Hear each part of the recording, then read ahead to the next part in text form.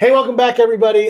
Special episode of the Acoustic Shop here. This is actually cool. We're in the Fretboard Summit in Chicago, and I was able to wrangle two guys from Bourgeois. I've got Allister over here, and I have James, both from Bourgeois Guitars, and they're going to be talking about something very cool and very special, which is the new Professional Series. Yeah, it's great to be back for a start. We appreciate you guys. We've had so much fun working together this year, and this is just one of the many ideas that we've had bubbling at Bourgeois, and we've managed to get it out this year. And it was just this idea that the market has kind of told us that there's maybe a need for US-made instruments at a certain price point, and we can talk pricing shortly, but that the desire for boutique and the quality that comes with that has to be there, okay? There can't be a compromise. It's American-made, but that doesn't work. So we wanted to make a classic Bourgeois model that answered this problem. So we took a look at what we had, and the Professional Series made the most sense to address this issue. So we already had this in the range. You'll be familiar with some of the models. We've got the Vintage, Country Boy that have made reappearances, our Hog Top, our Bourgeois Blues, and the Natural. So we based the line around 5 standard models that people that know our brand will already be really familiar with. Big change. We split the line in 2 to meet 2 price points. So what we're calling the PSS, so you'll see that as our item code or our model name, and you'll see like the Natural PSS. That's our new satin finish, and that's the model that I've got in my hand here. In fact, all of these today that we have with us are the new satin finish, and you should tell us a little bit more about that. Then we also split the line. So with this, our standard specs, the finish obviously defines it, but equally, if you step up to the PS model, that's where you're going to get into the traditional gloss finish. We're going to do a torrefied spruce top, torrefied bracing. We upgrade the tuners to Waverley open backs as well. So there's quite a few nice little upgrades if you're just looking for something that's a step up in terms of specs and maybe something that's more traditional from our line. But the big thing seems to be the satin finish, right? That's something you and Dana have worked really hard to get together, and maybe you could tell us a bit about that. Absolutely. So we wanted to address the market's needs. We started with a price point on these guitars and figured out how we can maintain the boutique quality on all these instruments. So one big thing for us was the time in finish. Finish is probably half of our production time. Almost always. And so that was the first place we started. And we started going back and forth. We already use a satin nitro lacquer for all of our necks. We're like, okay, what if we carried that on, did a satin body finish?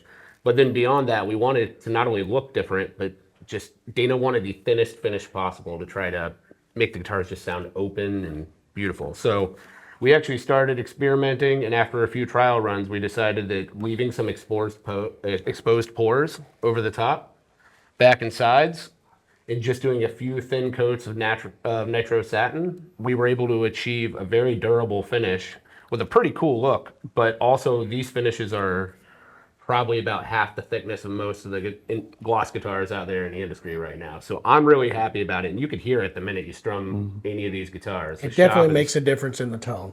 Yeah. Absolutely. And volume. So I want to take you a step back because I got a question for you. You said, just out of curiosity, this is my own curiosity, that you've always done, did you say it has been a nitro neck that you've always done the satin on there? Even though that was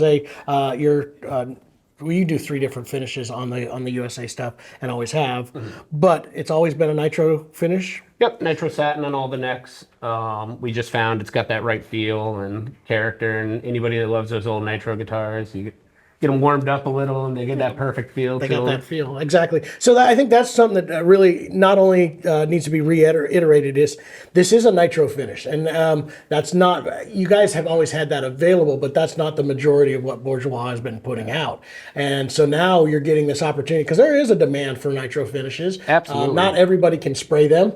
That's a space that can be done, and I'm assuming you guys have your own formula of that, because there are multiple different nitro formulas out there. Oh, for sure. And I know Dana and your team are very fussy about that kind of stuff. But coming out with this gave you that availability, like you said, to save time and energy.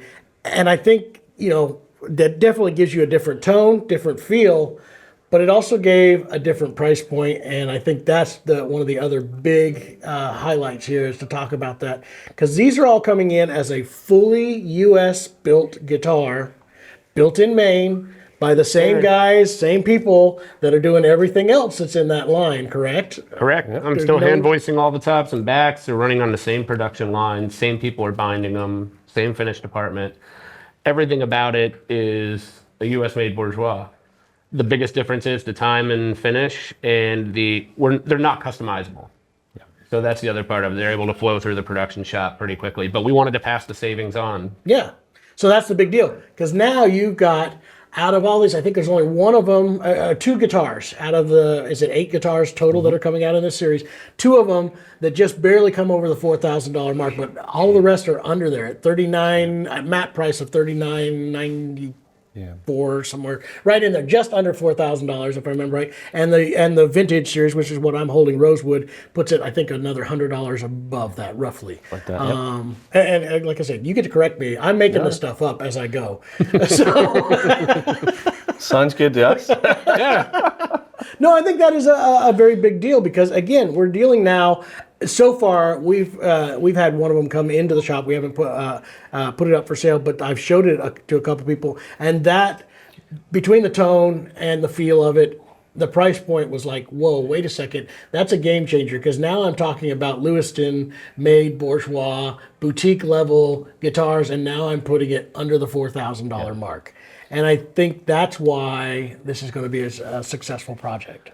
Guys, it's come to my attention that a lot of you watching right now do not subscribe to this channel. The Chapmans put in so much hard work to support our industry and all the people and the brands that are in it. It means a lot to us. If you can click that button, give the video a like, help them out, and make sure you subscribe to the channel. Those of us that have been in this industry for a while will remember a time when this kind of price point was actually relatively commonplace across pretty much every major brand, and everything has had to creep up just by virtue of what's happened with the world and our industry over the last few years. But what we've moved away from was, as a result of that the people who are actually the sole reason we make instruments, the musicians, especially the professional gigging players, they can't afford instruments that get up into these silly price brackets. You know, there's hobbyists like me who will, we're in it for something that's part of our collection, and that's fine. We'll pay whatever it is that collector's into. But a working musician can't take a $15,000 guitar to a show, not a new one anyway. Most of them don't want to, even if they can't afford it. Exactly, right? So unless you have a road tech carrying your guitars around for you. But the beauty of this is you're getting everything that makes a Bourgeois, but at that price that suddenly it becomes a little bit more of a workhorse. It's a tool that you won't be scared to take out and use, and you're going to get all the rewards from that of what you'd expect from a high-end boutique guitar. So I really think we've managed to crack that, and I hope that's what our musicians, we're hoping to get these into the hands of all the Bourgeois players and get some feedback from them over the coming months as well as these roll into stores. But so far the reception here at the summit has been really exciting to see. We're really pleased. Good. Well, I'm glad you brought up what you said about the professional level musicians and the price points, because it has got to where the boutique level guitars that everybody just sits there and drools over and all that are just out of hand. And for most people, they are collector pieces. They become art pieces. They become things that, that aren't being played. And we hear it all the time at the shop. Why aren't guitar makers building guitars for us players anymore? Not to say that the collectors don't play, but they're not the ones out there, like you said, road warriors, just going out there and trying to do their thing and needing tools. And that's kind of limited a whole lot of them to have the tool for their art that they can take and go places with, or even just get to and create the best music that they possibly can. So I think that's a really important deal. I was going to ask you, James, the finish, because I know talking with you guys, this has been a project that you've been working on for a while, and you just said, well, it's a nitro finish that we're working on. But I remember talking to quite a few folks over there, and this was a process. It wasn't just taking the same finish over there, because I know Dana said it wasn't right, then it wasn't right, and then it was right. It took a while. So the standard satin finish you see on a lot of guitars, Dana always thought a little too dull. He looks at old 1930s Martins that have kind of dulled out over time, and he just wants that look, like the shrunken back pores, extra thin finish. But he didn't want it to be a true, flat satin. Flat satin. So a lot of this process, number one, was dialing in the sheen of the satin. We had to go back and forth with a few distributors, talk about different ways, different flattening paste to change it. And when we finally dialed it in, we sprayed one today. I was like, that's the look. Now we need to make that work. And we have to still keep it really thin. So we need that look, but it has to stay thin. Well, that would be the key, right? Because you could spray multiple layers of this and then kind of lightly sand it and wet sand it to get some of the sheen back into it. But then you're back to a thicker layer to start with, right? Exactly. So this process, if we have to go backwards on these guitars because the pores get a little too filled up and lose that look, or you have to sand it too much, we're stripping it back and redoing it because all of them have to have a nice even pore structure across, look like they're consistent. They're made to be that way. That's the style, and I think that's the key point here to remember for all the folks watching is that's Bourgeois style. That's what Dana does. Every time we've worked on this, whether it's been the Touchstone series, the mandolins, any of the new guitars that have gone through, I've watched this, and we're relatively new to the Bourgeois world. We're definitely newer than you are, James. But I've watched that process happen every time when Dana goes through, and it's like, it's close, but it's not right. And then we start all over again. I've seen the prototypes on various different ones of these that work through it, and I only get to see part of them. It doesn't matter what the price point is. Every single detail, everybody in the shop is just as obsessive about making these things perfect as Dana and me are. Everything from still using the same quality pick guards, which are all hand scraped and beveled, and we actually spray color on the back of the pick guards to get a certain look. We're just not satisfied with the material. So every little detail of these guitars is constantly poked at. We find every problem until 6 months later than the scheduled release, we finally give Allister some photos of a completed instrument and we get these things out there. I'm very excited about this product. They have sounded so good coming through. I agree. The first one we got in was the Hog Top, and it was just absolutely amazing. I have one of these on the way. This one sounds great here, but I have one of these on the way to the shop right now. I believe a vintage OM and Bourgeois Blues. We will have all of them before we put in our orders for every single model. Because again, I think this is a lineup that's going to be exciting to more people than, I think it's going to be exciting to people who have already collected Bourgeois guitars, because we just said that, you've got $13,000, $14,000 in a guitar. You're not going to take that guitar out.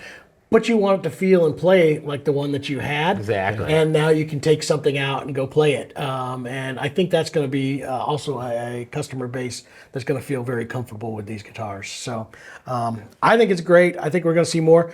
I'm really excited, and we can talk about this a little bit, I hope, is that we also have a limited... All right. Go on. All right. We're going to have a limited edition version coming out for us as well that I'm really excited about. I'll talk to you guys, and we'll have some professionals that are going to be, again, a really killer deal. So be on the lookout for that. And anything else you guys want to add? Yeah, so we're doing 8 models. There's going to be a vintage available in a Dreadnought and an OM body style. We'll have the Country Boy also available in a Dreadnought and OM. The Bourgeois Blues is just going to be an LDBO 14 fret. The OM Hog Top will just be an OM. And then we'll have the Natural available in a Slope D and an LDBO as well. So 8 different things, short scale, long scale. Try to check all the boxes. All of them will be in 23 32nd nut widths. Is that correct? Yes. Okay. I couldn't remember. Or no, sorry. The OMs are 1 3/4. Everything else is 1 23 32. Gotcha. That was one of those details that we went back and forth on to try to make it easier for the shop. And Dana was like, "Nope, all OMs, 1 3/4 every It's time." not an OM unless it's 1 3/4. Oh, you got it. Thank you guys so much for being in here today and taking time out of your Fretboard Summit. This has been a lot of fun here today. It's been a great show, man. This is a fun time every year. I always get to hang out with people. We're going to be seeing those custom limiteds for the acoustic shop, hopefully by the end of this year. I'm excited to see our first ones. I hope you guys will have a video on those and individual specs on each one of these as they arrive at the shop. So we'll have all those individual videos. And if you want to see some more Bourgeois content, we're going to have a link to a video right here in front of James, right there. Press on his beard, right where his beard is. Right there. Press on that. You'll be able to check out another great video. And thank you for watching. We'll see you on the next one.